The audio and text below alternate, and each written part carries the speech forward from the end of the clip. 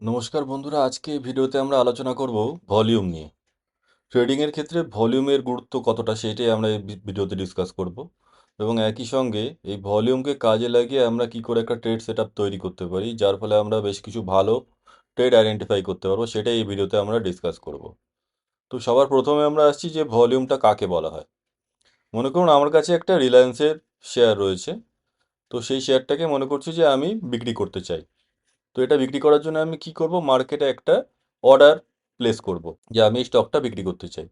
এবং একই সময় ধরুন কোনো একজন অন্য মানুষ, সে একটা রিলায়েন্সের স্টক কিনতে চায়, সেও মার্কেটের মধ্যে একটা বাই অর্ডার প্লেস করেছে। আমি একটা সেল অর্ডার প্লেস করেছি এবং আরেকজন মানুষ একটা বাই অর্ডার প্লেস করেছে। এই দুজনের প্রাইস যখন একসঙ্গে ম্যাচ খাবে তখন এই একটা অর্ডার এক্সিকিউট হবে, এবং এই একটা অর্ডার যখন এক্সিকিউট হলো সেটাকে আমরা বলবো হচ্ছে একটা ভলিউম। এইভাবে সারা দিনের মধ্যে বা নির্দিষ্ট একটা টাইম ফ্রেমে যতগুলো রিলায়েন্সের ধরুন শেয়ার সেই টাইম ফ্রেমে ট্রেড করা হলো, মানে কেনা বেচা করা হলো, সেটাই হচ্ছে সেই টাইম ফ্রেমে ওর ভলিউম। তো এখন কথা হচ্ছে যে এই ভলিউমটাকে আমরা দেখতে পাবো কি করে। তো আপনারা সকলেই জানেন, আপনারা যে যেই ব্রোকার ইউজ করেন সেই ব্রোকারের মধ্যে যদি ইন্ডিকেটার সেকশনে যাই, ইন্ডিকেটার সেকশনের মধ্যে গিয়ে আমি যদি ভলিউম টাইপ করি, তাহলে আমি দেখতে পাবো যে একটা ভলিউম বলে ইন্ডিকেটার আছে, সেটাকে যদি আমি প্লেস করে দিই তাহলে এখানে আমরা তার ভলিউমটা আমরা দেখতে পাচ্ছি। এইখানে আপনারা ভলিউমগুলো দেখতে পাবেন, পাশে এখানে লেখা থাকবে। ঠিক আছে, যেমন ধরুন এখানে আজকে 25শে আগস্ট এখন লাইভ মার্কেট চলছে। তো এখন আজকে 1.51 মিলিয়ন এখন অবধি ভলিউম আপনার এখানে ট্রেড হয়েছে। এবার যদি ধরুন এর থেকে ছোটো টাইম ফ্রেমে চলে আসি, ধরুন 5 মিনিট টাইম ফ্রেমে চলে আসলাম। চলে আসার উপরে এখানে প্রত্যেকটা ক্যান্ডেলের মধ্যে যদি নিয়ে যাই, তো সেই ক্যান্ডেলের মধ্যে 5 মিনিটে কতটা করে আপনার ভলিউম ট্রেড হয়েছে সেটা আমরা এখানে দেখতে পাচ্ছি। এখানে যদি ভলিউমের জায়গায় যান, সেখানে আপনি দেখতে পাবেন যে কত করে ভলিউম তৈরি হচ্ছে। তো এখন প্রশ্ন আসছে যে এই ভলিউমের যে আমরা বারগুলো দেখতে পাচ্ছি, এই বারগুলো কি করে তৈরি হচ্ছে। কিছু বার দেখছি আমরা গ্রিন হয়েছে, কিছু বার দেখছি আমরা রেড তৈরি হয়েছে। তো এগুলো কি করে তৈরি হচ্ছে। একটা রেড ভলিউম বার আপনার কি করে তৈরি হয়, যখন আপনার ধরুন ওই ক্যান্ডেলটার ওপেনিং প্রাইসের থেকে ক্লোজিং প্রাইস কম হয়, তখন একটা রেড ভলিউম বার তৈরি হয়। যেমন এখানে আপনার দেখতে পারবেন হচ্ছে এই ভলিউম, এই ক্যান্ডেলটার ওপেনিং প্রাইস হচ্ছে আপনার 1409 টাকা 50 পয়সা, আর ক্লোজিং প্রাইস হচ্ছে 1406 টাকা। এখানে আপনার দেখতে পাবেন, ঠিক আছে, 1409 টাকা হচ্ছে আপনার, 1409 টাকা 50 পয়সা হচ্ছে আপনার ওপেনিং প্রাইস, আর ক্লোজিং প্রাইস হচ্ছে 1406 টাকা। মানে আপনার ওপেনিং প্রাইসের থেকে ক্লোজিং প্রাইস কম, সুতরাং এখানে একটা রেড বার তৈরি হবে। এবং আবার ধরুন পাশে ক্যান্ডেল একটা দেখতে পাচ্ছি, এটা হচ্ছে আপনার গ্রিন ক্যান্ডেল, এবং নিচে একটা গ্রিন আপনার ভলিউম বার তৈরি হয়েছে। এই গ্রিন ভলিউম বারটা কেন তৈরি হয়েছে, তার কারণ হচ্ছে এটার ওপেনিং প্রাইস হচ্ছে আপনার 1406 টাকা 20 পয়সা, এবং ক্লোজিং প্রাইস হচ্ছে 1408 টাকা। মানে ক্লোজিং প্রাইস ওপেনিং প্রাইসের থেকে বেশি, সুতরাং এটা আপনার একটা গ্রিন ভলিউম বার তৈরি করেছে। ঠিক আছে, তো এখন আমরা ধরুন যখন দেখি যে একটা বড় গ্রিন বা বড় রেড ক্যান্ডেল আছে, তখন আমরা সেই ক্যান্ডেলগুলো দেখে মনে করি যে এখানে আপনার ধরুন একটা এখানে বড় রেড ক্যান্ডেল তৈরি হয়েছে। এই রেড ক্যান্ডেলটা দেখে আমরা বলি হচ্ছে কি যে না, এখানে আপনার প্রচুর পরিমাণে সেলার চলেছে, সেই জন্য আপনার এখানে রেড ক্যান্ডেল তৈরি হয়েছে। বা একটা ধরুন বড় গ্রিন ক্যান্ডেল দেখি, তাহলে আমরা বলি যে প্রচুর বায়ার চলেছে, সেই জন্য এখানে একটা গ্রিন ক্যান্ডেল তৈরি হয়েছে। কিন্তু আসলে কিন্তু ব্যাপারটা সেরকম নয়। যখন আপনার কোনো একটা ট্রেড এক্সিকিউট হচ্ছে, তো ট্রেড এক্সিকিউট হওয়ার জন্য বায়ার এবং সেলারদের সংখ্যা সবসময়তেই সমান থাকতে হবে, তাহলেই আপনার ট্রেডটা এক্সিকিউট হবে। যদি ধরুন আপনি একটা কোনো জিনিস বিক্রি করছেন, তা সেটা বিক্রি করার জন্যে আপনার তার কেনার লোকও থাকা দরকার। যদি আপনি যতটা পরিমাণ কোয়ান্টিটি বিক্রি করতে চাইছেন, তার থেকে কম পরিমাণ কোয়ান্টিটি কেনার লোক আছে, তাহলে তো আপনার অর্ডারটা এক্সিকিউট হবে না, তাই না? তাহলে প্রকৃত ব্যাপারটা হচ্ছে কি, একটা ধরুন বড় লাল ক্যান্ডেল যদি আমি দেখি, তার মানে আমি সেটা থেকে বুঝতে পারছি হচ্ছে কি যে এইখানটা এই ক্যান্ডেলটার মধ্যে বায়াররা আপনার বেশি আগ্রহ দেখাচ্ছে না, এখানে সেলাররা বেশি আগ্রহ দেখাচ্ছে। সেই জন্য একটা আপনার বড় লাল ক্যান্ডেল তৈরি হচ্ছে। কিন্তু ধরুন একটা বড় গ্রিন ক্যান্ডেল যদি দেখি আমি, তো সেখানে আমি গ্রিন ক্যান্ডেল দেখে বুঝতে পারবো হচ্ছে কি যে এখানে আপনার বায়াররা বেশি আগ্রহ দেখাচ্ছে। তো এখন এখানে আরও একটা আপনার প্রসঙ্গ চলে আসছে ক্যান্ডেলগুলোর মধ্যে, এটাও বলে দেওয়া দরকার যে যে কোনো একটা ক্যান্ডেল যদি আমরা দেখি, তার মধ্যে আপনার চারটে গুরুত্বপূর্ণ জিনিস জানতে পারি। একটা হচ্ছে ও, এইচ, এল আর সি। তো ও, এইচ, এল, সি এইগুলো কি মিন করছে। ও বলতে কোনো একটা ক্যান্ডেলের ওপেনিং প্রাইস যেটা আছে সেটা আপনাকে বোঝাবে। মানে ধরুন একটা নির্দিষ্ট টাইম ফ্রেমে এই 5 মিনিটের শুরুতে ক্যান্ডেলটা যেই টাকার থেকে ট্রেড হওয়া শুরু হলো এই স্টকটা, সেটা হচ্ছে তার ওপেনিং প্রাইস। তারপর হচ্ছে হাই, ওই 5 মিনিটের মধ্যে সব থেকে বেশি যেই দামে এই স্টকটা ট্রেড হয়েছে সেটা হচ্ছে ওর হাই। তারপরে লো, মানে ওই 5 মিনিটের মধ্যে সব থেকে কম যেই দামে স্টকটা ট্রেড হয়েছে সেটা হচ্ছে ওই ক্যান্ডেলের লো। আর ক্লোজ, মানে এই ক্যান্ডেলটা যখন শেষ হয়েছে তখন লাস্ট যেই দামে এই স্টকটা ট্রেড হয়েছে সেটা হচ্ছে এই ক্যান্ডেলটার ক্লোজিং প্রাইস। ঠিক আছে, এইভাবে আমরা OHLC গুলো জানতে পারি। আরও একটা জিনিস যেটা বলার, তো আমরা যদি এখানে দেখি মার্কেট ডেপথে এসে, তো এই মার্কেট ডেপথটা যদি আমরা খুলি তাহলে আমরা দেখতে পাবো আর একটা জিনিস, যে এখানে একটা চার্ট খোলা রয়েছে, একটা টেবিল রয়েছে। ঠিক আছে, এই পাশে আমরা দেখতে পাচ্ছি হচ্ছে বিড রয়েছে, আর এই পাশে রয়েছে অফার। এটাকে বলা হচ্ছে বিড, আর এটাকে বলা হচ্ছে আপনার অফার। এই বিড বলতে আমরা কি বুঝি? ধরুন এখানে দেখতে পাচ্ছি যে 8 জন লোক আপনার এত কোয়ান্টিটি দেওয়া আছে, আর বিড প্রাইস হচ্ছে এতটা। বিড প্রাইস বলতে আমরা বুঝবো, ধরুন যে কোনো সময় বায়ারদের মধ্যে সব থেকে বেশি যেই দামে কিনতে রেডি আছে সেটা হচ্ছে আপনার বিড প্রাইস। মানে এই সময় আপনার 1408 টাকা 50 পয়সায় বায়াররা সব থেকে বেশি এই দামে কেনার জন্য রেডি আছে মার্কেটে। ঠিক আছে, আর আস্ক হচ্ছে সেলারদের মধ্যে সব থেকে কম যে টাকায় কেউ বিক্রি করতে রেডি আছে সেটা হচ্ছে আপনার আস্ক বা অফার প্রাইস। তো এটা এরকম ধরুন কেন হচ্ছে এখানে? ধরুন আমি যখন কোনো একটা জিনিস কিনতে যাব, তো আমি কি চেষ্টা করব যে সব থেকে কম কোন দামে আমি জিনিসটা পেতে পারি। তো আমরা বাজারে গিয়ে বিভিন্ন দোকান খুঁজে সব থেকে কম যে টাকায় পাওয়া যায় সেই সেই টাকার থেকে জিনিসটা কিনে থাকি। মানে বাজারে গেলাম, গিয়ে দেখলাম যে সব থেকে কম দামে যেই দোকানটা সেই দোকানের থেকে জিনিসটা কিনলাম। আবার ধরুন যদি কখনো একটা জিনিস বিক্রি করতে যাই, তখন আমরা কি করব, যে সব থেকে বেশি দাম যে আমাকে দেবে তাকেই আমি জিনিসটা বিক্রি করব। তো এইভাবে বায়ার আর সেলারদের মধ্যে যখন দামটা ম্যাচ হয় তখনই মার্কেটের মধ্যে ট্রেডগুলো আপনার এক্সিকিউট হয়। যেমন ধরুন এখানে 1408 টাকা 90 পয়সা তে লোকে আপনার কিনতে চাইছে, এখানে 1409 টাকায় বিক্রি করতে চাইছে। এই দুটো টাকা যখন ম্যাচ হবে তখনই এই ট্রেডটা আপনার এক্সিকিউট হয়ে যাবে। আমরা ভলিউমগুলো আলাদা আলাদা টাইম ফ্রেমের মধ্যে কনসিডার করে থাকি। যেমন ধরুন এখানে যদি আমি ডেলি টাইম ফ্রেম খুলি তাহলে দেখছি, ধরুন এখানে আপনার 22শে আগস্টে ভলিউম হচ্ছে 5.82 মিলিয়ন। ঠিক আছে, মানে এই সারা দিনের মধ্যে 5.82 মিলিয়ন ভলিউমের স্টক আপনার ট্রেড হয়েছে। তো এবার ধরুন যদি 5 মিনিট টাইম ফ্রেমে চলে আসি, সেটা দেখেছিলাম কি আগের দিনে। তো আমরা এখান থেকে কি করব, 9টা 15 থেকে মার্কেট ধরুন ওপেন হচ্ছে, হওয়ার পরে আপনার শেষ হচ্ছে 3:30টার সময়, 3টে 25-এর ক্যান্ডেল। এই 3টে 25-এর যদি ক্যান্ডেল আমরা দেখি তো এখানেও দেখবো হচ্ছে কি এই টোটাল টাইমটার মধ্যে ভলিউম আপনার দেখাচ্ছে হচ্ছে 5.82 মিলিয়ন। এখানে দেখতে পাচ্ছি এখানে কতগুলো ক্যান্ডেল আছে, 74টা ক্যান্ডেল তৈরি হয়েছে, এবং এর ভলিউম হচ্ছে 5.82 মিলিয়ন। এবং সেইটাই কিন্তু আমি যদি ডেলি টাইম ফ্রেমে চলে আসি, তো ডেলি টাইম ফ্রেমে চলে এসেও কিন্তু দেখবো যে এখানে আসার পরে এখানে দেখুন দেখতে পাবেন সারাদিনের মধ্যে 5.82 মিলিয়ন ভলিউমই দেখাচ্ছে। তো আলাদা আলাদা টাইম ফ্রেমের মধ্যে সেই টাইম ফ্রেমের মধ্যে শুধুমাত্র যতটা ভলিউম ট্রেড হয়েছে সেটাই আমরা দেখতে পাবো। তো এখন প্রশ্ন হচ্ছে, ধরুন ভলিউমটা এখানে গুরুত্বপূর্ণ কেন? ট্রেডিংয়ের ক্ষেত্রে ভলিউমটা কেন গুরুত্বপূর্ণ? ট্রেডিংয়ের ক্ষেত্রে ভলিউমটা এই জন্যই গুরুত্বপূর্ণ, ধরুন কোনো একটা জিনিসের মার্কেটে চাহিদা তৈরি হচ্ছে। তো যদি ধরুন জিনিসটার মার্কেটে চাহিদা তৈরি হয় তাহলে কি করবে, যে সবাই ওই জিনিসটা কিনতে চাইবে। বা কোনো একটা জিনিসের দাম ধরুন ভবিষ্যতে কমে যেতে পারে, তাহলে কি করবে, সবাই ওই জিনিসটা বেচে দিতে চাইবে। তো যখনই ভলিউম বাড়বে সেটা আমাদেরকে বোঝাবে হচ্ছে এই স্টকটার ওপরে মানুষ বেশি পরিমাণে আগ্রহ দেখাচ্ছে, মানে সবাই এই স্টকটার মধ্যে ইনভলভ হচ্ছে। সেটা কেনাও হতে পারে, বেচাও হতে পারে। মানে ভলিউমটা দেখে ধরুন একটা লাল ভলিউম আমরা দেখলাম এখানে ভলিউম বার, তার মানে কিন্তু এরকম না যে এখান থেকে স্টকটা নিচে চলে যেতে পারে, বা এখান তো সবুজ ভলিউম দেখলাম সেখান থেকে স্টকটা আপনার ওপরে উঠে যেতে পারে।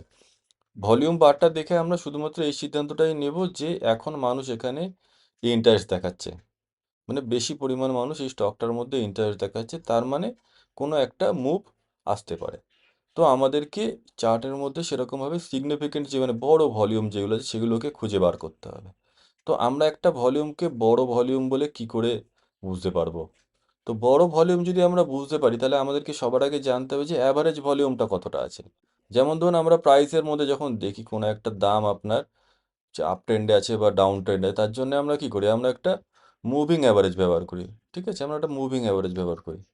ধরুন আমি একটা মুভিং অ্যাভারেজ এখানে লাগালাম, লাগিয়ে এটা 9 এম এ লেগেছে, তো আমি এটা একদম চেঞ্জ করে 20 এম এ ইউজ যদি করি, তো আমরা যখন দেখছি কি যে প্রাইসটা আপনার 20 এর ওপরে যাচ্ছে, তখন আমরা মোটামুটি তখন বলছি যে এটা একটা আপ ট্রেন্ডে চলে যাচ্ছে, মানে ওপরের দিকে যাওয়ার একটা প্রবাবিলিটি তৈরি হচ্ছে। বা নিচে যখন নেমে আসে তখন আমরা বলছি এটা ডাউন ট্রেন্ডের দিকে চলে যাওয়ার একটা প্রবাবিলিটি তৈরি হচ্ছে।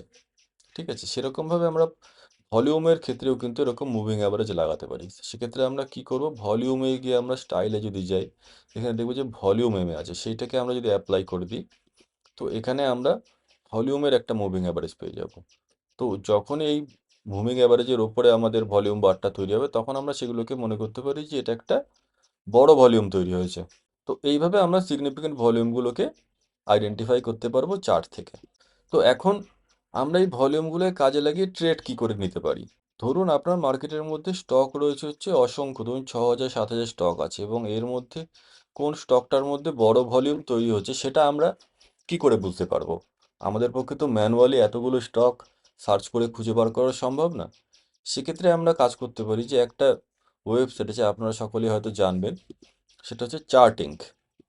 চার্টিংকে এই ধরনের আপনার স্টকগুলোকে স্ক্রিন করে দিতে পারে। তো আমাদেরকে চার্টিংকে গিয়ে তৈরি যেতে হবে হচ্ছে ক্রিয়েট স্ক্যানের জায়গায়।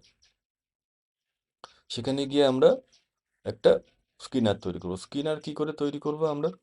তো আমরা এখন কি করব, আমরা কি সমস্ত স্টকের মধ্যে করব স্ক্রিন? ধরুন যদি সেখানে আপনার 6,000 7,000 স্টক আছে, সব স্টককে স্ক্রিন করে আপনাকে তার মধ্যে থেকে বার করতে হবে। কিন্তু আমরা সেসব জায়গায় না গিয়ে আমরা আপাতত একটা ছোট মানে সেগমেন্টের মধ্যে আছি, ধরুন নিফটি 500 স্টকের মধ্যে আমরা ধরুন কাজ করতে চাইছি।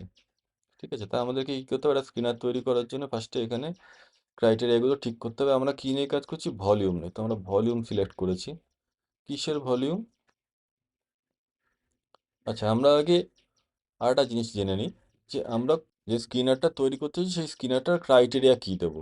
ধরুন একটা 15 মিনিটের ক্যান্ডেল, ধরুন আমি মনে করছি একটা 15 মিনিটে কোনো একটা স্টকের মধ্যে যে ক্যান্ডেল তৈরি হলো, সেই ক্যান্ডেলটার ভলিউম একদিনে যা ভলিউম আছে তার থেকে বেশি। ঠিক আছে, একদিনে যা ভলিউম আছে তার থেকে বেশি। আমরা যদি দেখি, ধরুন 15 মিনিট টাইম ফ্রেমে চলে এসে, 15 মিনিট টাইম ফ্রেমে ধরুন আমরা 19 তারিখে দেখছি। ঠিক আছে, 19 তারিখের ডেটে যদি আমরা দেখি, ধরুন 15 মিনিটের ক্যান্ডেল আমি সিলেক্ট করে দিয়েছি। এখানে 15 মিনিটে 9টা 15 থেকে 3টে 15 অবধি এখানে আপনার ক্যান্ডেল তৈরি হয়েছে হচ্ছে আপনার কতগুলো, 24খানা ক্যান্ডেল তৈরি হয়েছে। ঠিক আছে, মানে একদিনের মধ্যে 15 মিনিটে 24টা ক্যান্ডেল আমরা দেখতে পাচ্ছি। তো আমরা যখন এমন একটা 15 মিনিটের ক্যান্ডেল তৈরি হবে, যে ক্যান্ডেলটা আপনার একদিনের যা ভলিউম সেই ভলিউমের থেকে বেশি ভলিউম নিয়ে আসবে, সেটাকে আমরা মনে করবো একটা সিগনিফিকেন্ট ক্যান্ডেল, এবং সেই ক্যান্ডেলটাকে আমরা স্ক্রিন করে খুঁজে বার করার চেষ্টা করব। তো আমরা কি খুঁজে বার করার চেষ্টা করছি, 15 minute candle volume is greater than previous day volume. ঠিক আছে, এরকম আমরা একটা স্ক্রিন তৈরি করার চেষ্টা করব। ঠিক আছে, তো আমরা আবার চলে যাচ্ছি চার্টিংকের মধ্যে। তা কী করছি, আমরা 15 মিনিটের ভলিউম চাই। 15 মিনিটের আমরা ভলিউম চাইছি, 15 মিনিট টাইম ফ্রেম সিলেক্ট করে দিলাম। 15 মিনিট টাইম ফ্রেম ভলিউম কি হচ্ছে, গ্রেটার দেন। ঠিক আছে, গ্রেটার দেন কি, ভলিউমের থেকে গ্রেটার হবে। গ্রেটার হচ্ছে কিসের থেকে, প্রিভিয়াস ডে ভলিউমের থেকে, মানে 1 ডে এগো ভলিউম। ঠিক আছে, 1 ডে এগো ভলিউম। জাস্ট এটা সেগমেন্ট 500 দেওয়া আছে, এটাকে আমরা কি করব, সেভ করে নেব। নাম দিচ্ছি ধরুন ভলিউম, নাম দিচ্ছি হচ্ছে ভলিউম লাস্ট ক্যান্ডেল। ঠিক আছে, নিয়ে সেভ করে দিচ্ছি। ঠিক আছে, সেভ করে দেওয়ার পরে আমি এটাকে রান করলাম। এবার আমাদেরকে তো ব্যাক টেস্ট করে দেখা যাক যে এই ভলিউমগুলো কীরকম হয়, যখন একটা ভলিউম এসে তখন কি সেটা কাজ করছে। তো ধরুন আমি 21 তারিখ, মানে আজকে হচ্ছে 25 তারিখ, দুদিন আগের থেকে যাওয়া শুরু করেছি, 3টে 15।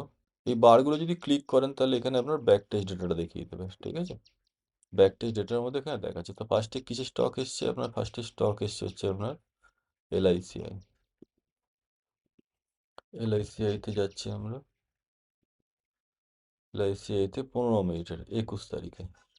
তো দেখুন 21 তারিখে 15 মিনিটে এই ক্যান্ডেলটা আপনার এখানে দেখিয়েছে। এই ক্যান্ডেলটা দেখিয়েছি, এখানে একটা বড় ভলিউম আছে যেটা আগের দিনের ভলিউমের থেকে বেশি, এবং তারপরে একটা বড় ফল আমরা দেখতে পাচ্ছি। ঠিক আছে, এরপরে ধরুন আরো আছে হচ্ছে মাস্টেক। মাস্টেক 21 তারিখে 15 মিনিটের ক্যান্ডেল। ঠিক আছে, 21 তারিখে 15 মিনিট এই ক্যান্ডেলটা। এই ক্যান্ডেলটা আপনার একটা ভলিউম ক্যান্ডেল আছে, তারপরে ফলো আপে এতটা অবধি ধরুন মুভ হয়েছে। আরো দেখি India cement. India India cement 21 তারিখে। 21 তারিখে একটা বড় ভলিউম এসছে এখানে 15 মিনিটের ক্যান্ডেলে, এই ক্যান্ডেলটা। তারপরে আমরা দেখছি একটা ফলো আপে বড় মুভ হয়েছে। আরো দেখা যাক নিভা বুপা। নিভা বুপা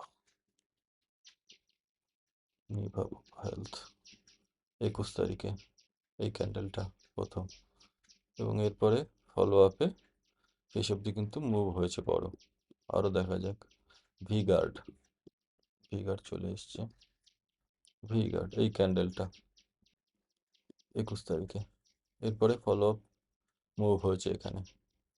আরো দেখা যাক JWL Jupiter wagon. JWL JWL JWF এ এই ক্যান্ডেলটা। ঠিক আছে, এই ক্যান্ডেলটার পরে আপনার আমাদের ট্রেডটা এসছে, তারপরে আপনার এতটা মুভ করেছে। আরো দেখা যাক জিক্রে। GICRE 21 তারিখে এই ক্যান্ডেলটা। ঠিক আছে, তো এইগুলো কিন্তু আমি আপনাদের বলছি না যে এইগুলো দেখে আপনারা সঙ্গে সঙ্গে এটা থেকে ট্রেড নিয়ে নিন। এটা থেকে আমরা সিলেক্ট করতে পারছি কোন স্টকগুলোতে বড় মুভ আসতে পারে, আমরা সেই স্টকগুলোতে ট্রেড করতে পারি। মানে আমরা কি হয় যে ট্রেডগুলো হয়তো নিয়ে নিলাম কোনো একটা স্টকের মধ্যে, কিন্তু সেই স্টকটার মধ্যে সেরকম আমরা মুভ পাচ্ছি না।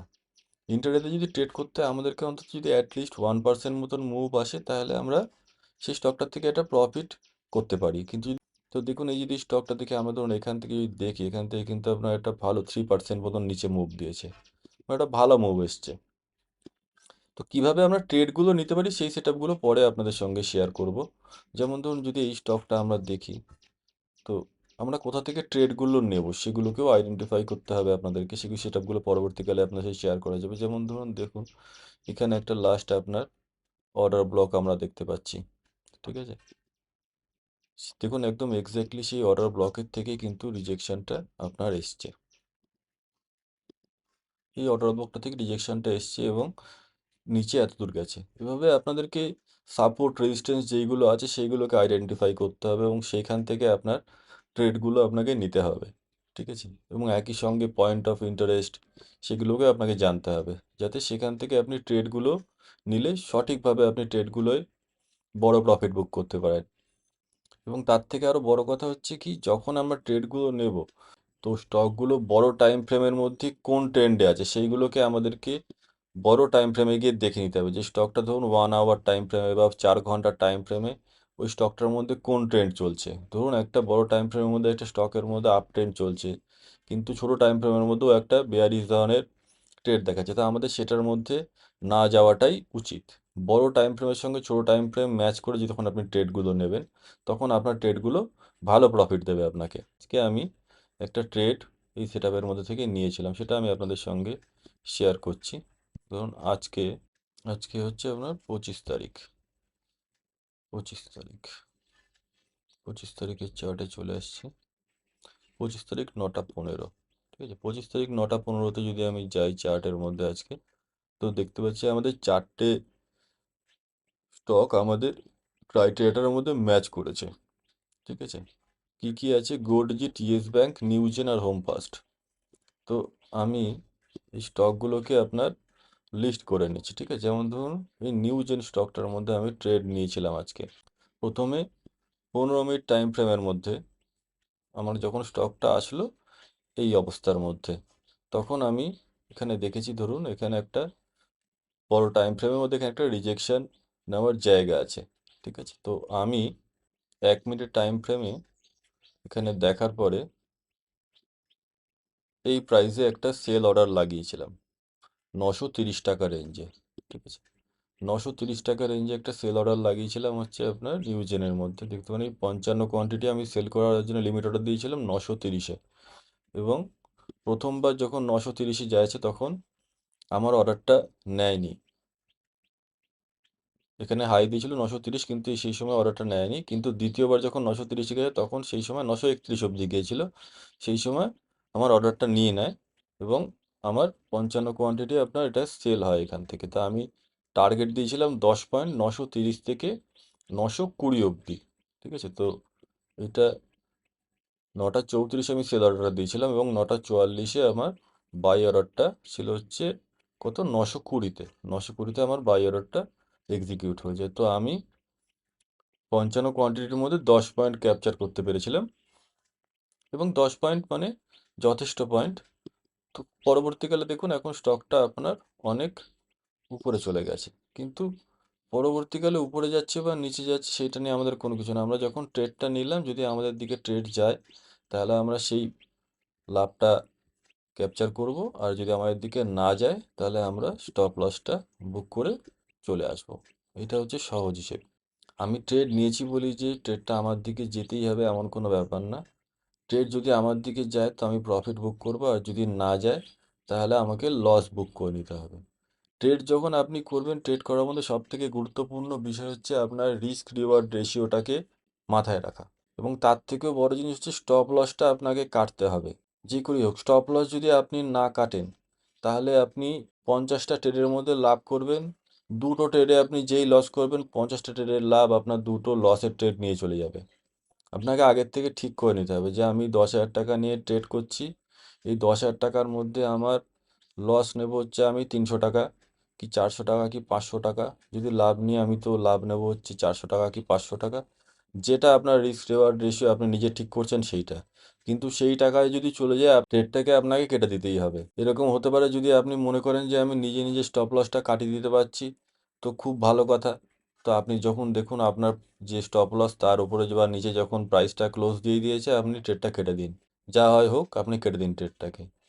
আর যদি মনে করছেন যে না আমি নিজে নিজে কাটতে পারবো না, তো স্টপ লস অর্ডার আপনার ব্রোকারের মধ্যে একদম লাগিয়ে দিন। মানে যেই জায়গায় গেলে আপনার স্টপ লসটা কেটে বেরিয়ে যাবে, ধরে রাখা যাবে না।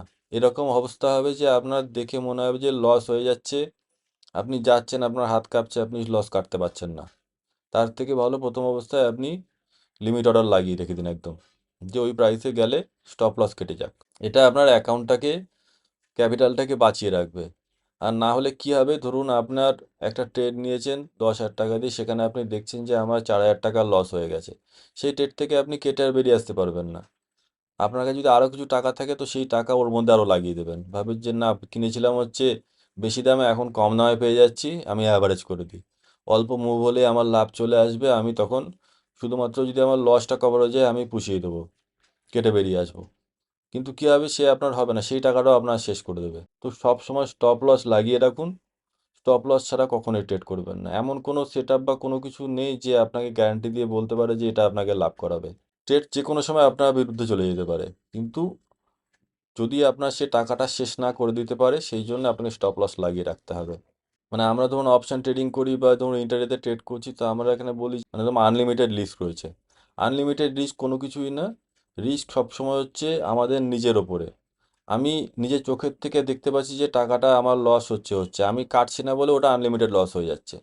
তো আমাকে একদম মন শক্ত করে কেটে দিতে হবে যে না কোনো কিছু করার নেই, আমি ট্রেড নিয়েছিলাম, আমার মতন ট্রেড যায়নি, আমাকে কেটে দিতে হবে, কিচ্ছু করার নেই। যদি এরকম চিন্তা করে ট্রেড করেন তাহলে দেখবেন যে আপনার লাভ হচ্ছে লস হচ্ছে, কিন্তু সব মিলেমিশে আপনি যে একটা নিয়মে থাকেন আপনার লসটা একটা নিয়ন্ত্রণের মধ্যে থাকবে।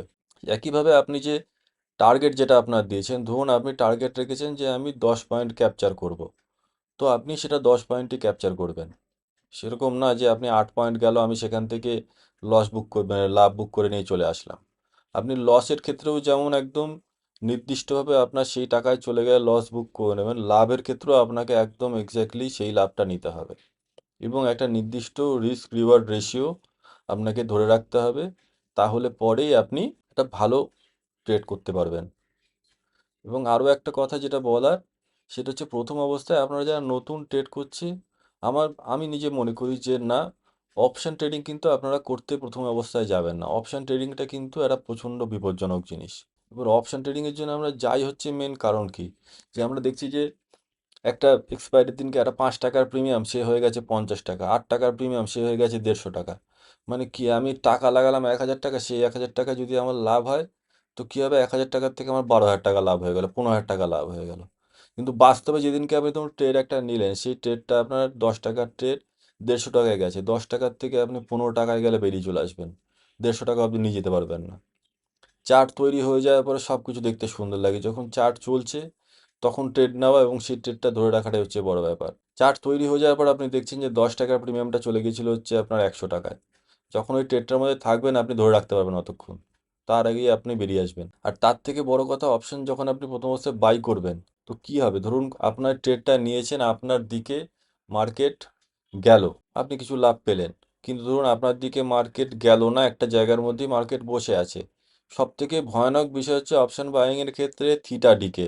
এক্সপায়ারির দিনকে আপনার নর্মাল একটা জায়গায় মার্কেট হোল্ড করে আপনার ধরুন 50 টাকার প্রিমিয়াম একটা বাই করেছেন, সেটা আপনার দেখতে দেখতে ধরুন 20 টাকা 25 টাকায় চলে আসবে। মার্কেট কিন্তু উল্টো দিকে মুভ করেনি, মার্কেট একটা জায়গার মধ্যেই সামান্য একটা ছোট রেঞ্জের মধ্যে 10-15 পয়েন্টের মধ্যে ঘুরছে, কিন্তু আপনার প্রিমিয়ামটা গলে যাবে। এর থেকে আরও বিপজ্জনক হচ্ছে ধরুন আপনার আইভি। যদি ধরুন আপনার একটা হাই আইভি সিচুয়েশনের মধ্যে ধরুন আপনি একটা অপশান বাই করে রেখেছেন, তখন ধরুন আপনার অপশানটার প্রাইস ছিল হচ্ছে 100 টাকা। আচানক কোনো একটা কারণের জন্য ধরুন আইভিটা ক্র্যাশ হয়েছে, 100 টাকার থেকে আপনার প্রিমিয়ামটা অকারণে আপনি দেখে বুঝতে পারলেন না যে প্রিমিয়ামটা কেন কমে গেল, 100 টাকা থেকে আপনার প্রিমিয়ামটা কিছুক্ষণের মধ্যে মার্কেট কোনো মুভ না করে 70 টাকা হয়ে গেছে। ঠিক আছে, এরকম আপনি অনেক সময় দেখবেন যে ধরুন মার্কেট খুব একটা হয়তো মুভ করেনি আপনার এগেনস্টে, কিন্তু সামান্য একটু সময়ের মধ্যে ধরুন আপনার প্রিমিয়ামটা একদম গলে গেছে।